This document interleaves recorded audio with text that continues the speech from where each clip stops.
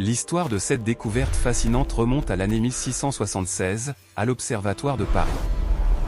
À cette époque, la plupart des gens s'accrochaient à l'idée que la lumière se propageait en un instant unique, comme si l'explosion naissante d'une étoile envoyait son éclat immédiatement à travers tout le cosmos, tel un souffle soudain qui imprègne l'air d'un parfum abstrait, au goût d'une immensité infinie, douce et lointaine.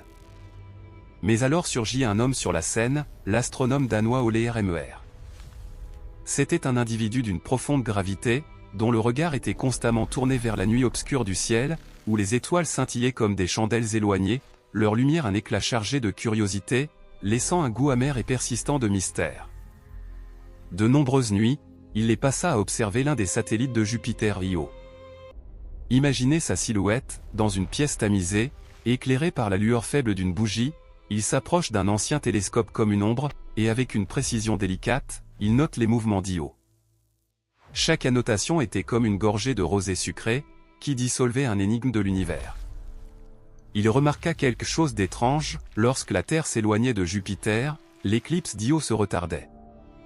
Lorsque la Terre se rapprochait, l'éclipse survenait plus tôt que prévu. À cette époque, les gens attribuaient cela à des erreurs d'observation ou peut-être le vent froid de la nuit qui embuait les lentilles, ou la fatigue des heures sans sommeil, qui laissait un goût d'épuisement au cœur. Pourtant, Ole Remer possédait une intuition incroyable et audacieuse. Et si la lumière avait besoin de temps pour traverser l'espace? Ce fut le premier moment où l'humanité comprit que la lumière n'était pas un esprit fugace qui filait en un éclair.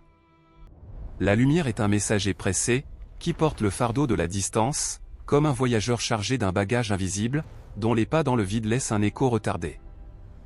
Ses calculs n'étaient pas tout à fait exacts et il estima la vitesse de la lumière à environ 222 000 km par seconde. La valeur réelle est d'environ 300 000 km par seconde. Néanmoins, il ouvrit les portes de la physique moderne. La vitesse de la lumière est limitée, et ce ne fut pas une trouvaille fortuite. Cela déclencha une chaîne de nouvelles questions, qui poussèrent les scientifiques ultérieurs à plonger plus profondément dans les mécanismes de l'univers. Chaque question était comme une bouchée qui apaisait la faim collective de connaissances, au goût d'un fruit mûr qui résonne longuement. Aujourd'hui, nous savons que la découverte de Remer reposait sur l'observation des cycles d'éclipses d'Io. Nous l'avons affiné avec des méthodes modernes, telles que les mesures radar des distances planétaires, les mesures laser vers la Lune ou la chronométrie des signaux provenant de sondes spatiales comme la Parker Solar Probe. Ainsi, nous confirmons la vitesse de la lumière dans le vide à exactement 299 792 km par seconde. Dans les développements les plus récents de l'année 2025, des expériences de haute précision dans divers domaines ont renforcé cette valeur avec une exactitude sans précédent. Par exemple, des physiciens de l'Institut de physique quantique et de technologie quantique à Vienne ont recréé l'effet Terrell-Penrose.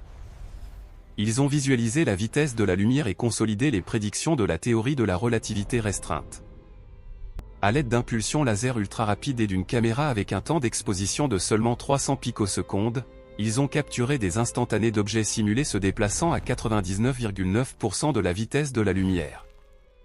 Cela a révélé que ces objets ne se contractent pas simplement, mais qu'ils subissent une rotation optique, confirmant une illusion optique qui perdurait depuis des décennies, semblable à une fata morgana dans le désert brûlant, avec une distorsion visuelle au goût de sable sec et d'oasis distantes.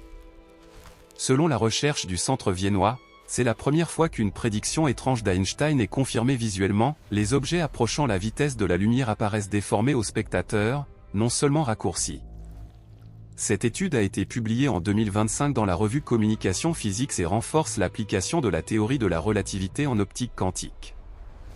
De plus, des chercheurs de l'université Heriot-Watt ont manipulé des opérateurs dans des cristaux temporels photoniques pour contrôler la vitesse des photons. Cela ouvre une nouvelle ère dans la technologie photonique et confirme le rôle fondamental de la vitesse de la lumière dans les interactions quantiques. Cette manipulation temporelle permet de modifier la propagation de la lumière dans des matériaux plus petits que la longueur d'onde des cristaux optiques, comme le modelage d'un fleuve invisible qui coule avec une précision au goût de limites classiques et quantiques, tranchant et rafraîchissant. La découverte de l'université Heriot-Watt implique la création de cristaux temporels photoniques en ajoutant une nouvelle dimension dans le domaine temporel pour manipuler les propriétés de la lumière. Ce progrès a été publié en mars 2025 dans la revue Physical Review Letters et démontre comment la réflexion temporelle altère la direction et la vitesse de propagation de la lumière, comme si l'on créait des miroirs dans le temps, au goût sucré et persistant d'innovation. Si la lumière a une vitesse, par rapport à quoi se déplace-t-elle? Cette question causa la plus grande confusion dans la physique au XIXe siècle. À l'époque, les scientifiques croyaient que la lumière était une onde et qu'elle avait besoin d'un milieu pour se propager, comme les vagues dans l'eau ou le son dans l'air, qui transportent des vibrations, tels des cercles sur un lac tranquille qui laissent une empreinte éphémère et fondent dans le calme, au goût de fraîcheur fugitive. Ils nommèrent poétiquement ce matériau hypothétique, l'éther. D'abord, ils pensaient que la Terre glissait à travers cet éther comme un navire à travers la mer. Dans la direction du courant, la vitesse de la lumière augmenterait, contre le courant, elle diminuerait. Imaginez les scientifiques de cette époque, dans des laboratoires poussiéreux, où des débats ardents rageaient sur l'ombre de l'éther, le parfum de vieux bois et de métal oxydé dans l'air, comme si l'éther était une mer invisible qui enveloppait tout et murmurait des vents mystiques dans l'obscurité. Pour prouver l'existence de l'éther, en 1887, deux scientifiques célèbres, Albert Michelson et Édouard Morley, menèrent une expérience précise. Ils utilisèrent un appareil appelé interféromètre, un système complexe de miroirs sur une plateforme géante qui, pour éviter les vibrations, flottait dans un bassin de mercure, comme un navire sur un lac illuminé par la lune. Cette expérience eut lieu dans le sous-sol sombre de l'université Case Western Reserve à Cleveland, dans l'Ohio. Là, le tic-tac des horloges se mêlait au murmure des scientifiques, créant une atmosphère chargée d'attente, comme le parfum avant un orage, épais et épicé. Ils divisèrent un faisceau de lumière alors de la lumière ordinaire en deux chemins perpendiculaires et les réfléchirent. L'un parallèle au mouvement de la Terre à travers l'éther, l'autre perpendiculaire. Si l'éther existait, il s'attendait à un changement dans le motif d'interférence, comme des vagues de vent sur un lac tranquille. Pourtant, le résultat ébranla tout le monde de la physique. Aucune variation. Peu importe la direction dans laquelle la lumière voyageait, que vous la poursuiviez ou que vous fuissiez devant elle, la vitesse mesurée restait exactement la même et inchangée, comme un goût stable qui persiste sur la langue. Cela contredisait clairement le concept d'espace et de temps absolu qu'Isaac Newton avait posé des siècles auparavant. Tout fut bouleversé, les édifices de la physique semblaient s'effondrer, dans des débats passionnés lors de conférences scientifiques, où les applaudissements et les halètements se mélangeaient. Sur la scène apparut Albert Einstein, âgé de seulement 26 ans. En supposant que la vitesse de la lumière est invariable, il présenta une idée destructrice. Pour protéger la vitesse de la lumière comme limite cosmique, nous devions sacrifier deux piliers que nous tenions pour plus solides, le temps et l'espace, comme un sacrifice rituel qui libère l'essence d'une transformation profonde. Ce fut la naissance de la théorie de la relativité restreinte en 1905. Cette année-là, Einstein publia cette théorie dans un simple traité qui ébranla le monde, comme un coup de tonnerre dans une nuit étoilée et silencieuse. Einstein dit, si vous poursuivez un rayon de lumière, l'univers s'assure que vous le voyez toujours à 300 000 km par seconde. Pour permettre cela, l'univers courbe votre temps. Votre horloge ne se brise pas, le temps lui-même se dilate, comme une pâte sous la chaleur, laissant un goût infini d'extension. Plus vous vous déplacez rapidement, plus votre temps s'écoule lentement, pour préserver l'invariabilité de la vitesse de la lumière. Ce n'est pas un simple tour mathématique, mais un compromis fou de l'univers, qui équilibre la balance avec le goût fin d'un vin ancien. Imaginez un vaisseau spatial qui fend le vide obscur, l'écho des moteurs, la montée d'adrénaline avec l'accélération croissante, puis vous remarquez soudain que votre horloge tic-tac plus lentement que celle restée à la maison, chaque seconde s'étire pour maintenir l'équilibre cosmique, comme un temps fluide qui fond infiniment. Cette théorie n'est pas une hypothèse abstraite. Elle a été confirmée dans d'innombrables expériences modernes. Par exemple, dans l'expérience Affel-Keating de 1971, des scientifiques placèrent des horloges atomiques extrêmement précises dans des avions volant vers l'est et vers l'ouest autour de la Terre, et les comparèrent à des horloges au sol. Le résultat correspondait aux prédictions d'Einstein, les horloges volantes montraient des retards. Cela incluait la dilatation temporelle due à la vitesse et les effets gravitationnels de la théorie de la relativité générale, révélant comment la gravité et la vitesse tissent les fils du temps, comme un tissu cosmique au goût de fibres entrelacées. Ou pensez aux muons, des particules élémentaires générées par les rayons cosmiques dans l'atmosphère. Au repos, les muons ont une durée de vie de seulement 2 microsecondes. Pourtant, à une vitesse proche de celle de la lumière, ils subissent une dilatation temporelle et parcourent de plus longues distances, atteignant la surface de la Terre. Sans dilatation temporelle, ils se désintégreraient immédiatement, comme un goût fugace qui fond sur la langue. Dans des accélérateurs de particules comme le centre Helmholtz GSI en Allemagne, les scientifiques mesurent la dilatation temporelle à des vitesses de 34% de la vitesse de la lumière et confirment précisément la formule d'Einstein. L'expérience Yves Stilwell mesure les décalages de fréquence de la lumière émise par des ions en mouvement rapide, et prouve que le temps s'écoule plus lentement avec précision, comme un mécanisme d'horlogerie qui marque le rythme de changements effrénés.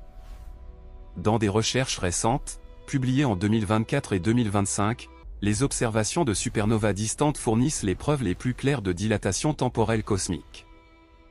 Les courbes de lumière des étoiles explosives montrent des retards qui correspondent aux prédictions relativistes et étendent notre vérification à d'immenses échelles cosmiques, comme un festin que l'univers lui-même offre, riche et savoureux en preuves. Des institutions comme l'Institut national des normes et de la technologie aux États-Unis mènent des expériences avec des horloges optiques qui confirment même la dilatation temporelle gravitationnelle à de petites différences d'altitude et soulignent les implications étendues de la théorie de la relativité. En avril 2025, l'expérience NIST F4 de l'Institut national des normes et de la technologie a été lancée, une nouvelle norme d'horloge atomique qui perd moins d'une seconde par milliard d'années et mesure comment le temps s'écoule plus lentement lorsque la gravité augmente, comme un fleuve visqueux dans une cuvette gravitationnelle. Le NIST F4 est une horloge à fontaine de césium qui refroidit des atomes de césium à proximité du zéro absolu et mesure leurs oscillations à travers une cavité micro-ondes. Cette horloge a été mise en service en avril 2025 et est l'un des gardiens du temps les plus précis au monde, exact jusqu'à 10 puissance moins 18. Cela signifie qu'elle dévie de seulement quelques secondes sur l'âge de l'univers et valide davantage les effets de dilatation temporelle de la théorie de la relativité dans des gradients gravitationnels. De 2025 à 2028, des expériences avec des ensembles d'horloges atomiques sur la Station spatiale internationale en orbite sont menées, lancées en avril 2025 et installées dans le module Columbus de l'Agence spatiale européenne. À 400 km d'altitude, elles mesurent avec précision, portant la dilatation temporelle à un nouveau niveau. Des horloges ultra-froides pourraient révéler comment la physique quantique altère le temps, avec des calculs montrant de petites fluctuations qui étendent les mesures et confirment les principes de la théorie de la relativité générale avec la précision fine d'un cristal vibrant. Cette expérience utilise des horloges atomiques froides et des masers à hydrogène, les compare à des réseaux au sol, teste le principe d'équivalence d'Einstein et la dilatation temporelle jusqu'à 10 puissance moins 17, et offre un goût sucré et précis des effets relativistes en microgravité. En 2025, le réseau quantique de l'Université de l'Illinois a validé la théorie de la relativité générale sur Terre en utilisant des réseaux d'ordinateurs quantiques avec des horloges optiques pour démontrer les effets gravitationnels. Le réseau Chicago Quantum Exchange s'étend sur plus de 200 miles et est l'un des plus grands réseaux quantiques au monde, utilisant des photons intriqués pour la transmission d'informations et testant simultanément la théorie de la relativité dans la communication quantique. Ce réseau inclut le Laboratoire national d'Argonne et l'Université de Chicago et aide à explorer comment un Internet quantique interagit avec l'espace-temps courbé, comme un carrefour qui fusionne deux mondes sensoriels. Une étude publiée en juillet 2025 dans Physical Review X Quantum montre comment les réseaux d'ordinateurs quantiques peuvent examiner la théorie de la relativité générale, et propose une expérience avec 3 horloges atomiques intriquées pour tester le comportement de la mécanique quantique dans l'espace-temps courbé, en fusionnant quantique et relativité en un tissu au goût de couche cachée de l'univers. Revenons à la question originelle, que se passe-t-il vraiment lorsque nous atteignons la vitesse de la lumière? Nous pouvons considérer l'espace-temps comme un budget limité. Lors d'un voyage rapide à travers l'espace, la part pour le temps diminue, comme des ressources à un festin cosmique qui s'épuise. À mesure que l'accélération s'emballe vers la vitesse de la lumière, votre temps ralentit de plus en plus. Pour vous, des siècles passent comme un bref instant. Exactement à la vitesse de la lumière, le mouvement spatial consomme tout le budget. La part pour le temps est nulle. Cela signifie qu'un photon part de la surface du Soleil, parcourt 150 millions de kilomètres et frappe votre rétine. Dans notre perception, cela dure 8 minutes et 20 secondes, mais pour le photon, il n'y a pas de temps. Le départ et l'arrivée sont simultanés, au goût d'une éternité indestructible. Dans ce monde, il n'y a ni passé ni futur, seulement un éternel présent qui s'étend comme un voile inaltérable. Le concept de temps s'effondre complètement. Voyez le photon comme un messager immortel, il ne ressent pas la fatigue du temps, ne porte pas de souvenirs de voyages infinis, existe du point d'origine au but dans un instant éternel et laisse un goût éternel qui imprègne l'univers. Du point de vue du photon, l'univers se contracte à une épaisseur nulle, le temps fond, tous les événements se déploient simultanément, comme une image figée dans de l'ambre. Cette conclusion découle de la formule du facteur de Lorentz. À la vitesse de la lumière, elle tend vers l'infini, le temps propre du photon est nul. Dans des discussions sociales sur des plateformes comme X, les utilisateurs expliquent comment la stabilité de la vitesse de la lumière sur diverses distances cause la dilatation temporelle et renforce intuitivement le concept, comme un goût partagé d'émerveillement. En 2025, les données de l'expérience de l'anneau de stockage de muons au Centre européen pour la recherche nucléaire ont analysé les limites pour des corrections de la dilatation temporelle relativiste à l'échelle de Planck et déterminé les frontières de la durée de vie dilatée des muons, fournissant des preuves pour les limites de la théorie de la relativité restreinte. Une étude publiée en juin 2025 teste la dilatation temporelle dans des systèmes symétriques avec des muons et montre des asymétries qui réévaluent les preuves principales de la théorie de la relativité restreinte, comme l'épluchage d'un fruit mûr qui révèle le noyau d'une vérité cachée. C'est la raison pour laquelle nous ne pouvons pas atteindre la vitesse de la lumière. La masse détient la clé ultime. À l'approche de la vitesse de la lumière, votre masse tend vers l'infini. Une accélération supplémentaire requérait une énergie infinie, comme pousser une montagne qui croît sans cesse. En réalité, nous parlons de masse relativiste, non de la masse invariante au repos. Lors de l'accélération d'un objet, l'énergie cinétique augmente, l'énergie égale masse fois vitesse de la lumière au carré, et cette énergie cause une augmentation effective de la masse, rendant l'accélération supplémentaire de plus en plus difficile, comme une boule de neige qui roule en bas d'une pente et accumule du poids à chaque tour. L'univers maintient ainsi la matière dans le domaine du temps de manière extrême, tandis que la lumière est un flux fluide et éternel. Nous sommes piégés dans la voie lente en deçà de la vitesse de la lumière. Pourtant, peut-être que ce n'est pas une malédiction. Précisément parce que nous ne pouvons pas l'atteindre exactement, le temps coule en nous. Nous grandissons, vieillissons, nous souvenons, rêvons, chaque moment goûte comme un vin qui mûrit avec les années. La vitesse de la lumière est la clé de l'univers, mais elle nous offre aussi un bouclier d'existence, nous ancre dans le flux du temps et nous permet de vivre une vie complète, riche en textures et en couleurs. Et en 2025, cette théorie n'est pas abstraite. Elle se matérialise dans la technologie. Par exemple, le système de positionnement global doit compenser la dilatation temporelle. Les horloges des satellites ralentissent en raison de la haute vitesse, accélèrent en raison de la gravité plus faible nette, un ajustement d'environ 38 microsecondes par jour. Sans correction relativiste, le système de positionnement global accumulerait des erreurs de kilomètres quotidiennement, distordant la navigation comme une carte temporelle déformée. De plus, les scientifiques utilisent les principes relativistes pour construire des ordinateurs quantiques. La manipulation du temps et de l'espace accélère le traitement de l'information et ouvre de nouvelles ères en médecine et en intelligence artificielle. Les simulations d'interactions médicamenteuses ou de phénomènes cosmiques s'exécutent avec une fidélité sans précédent, au goût de l'essence pure d'une réalité simulée.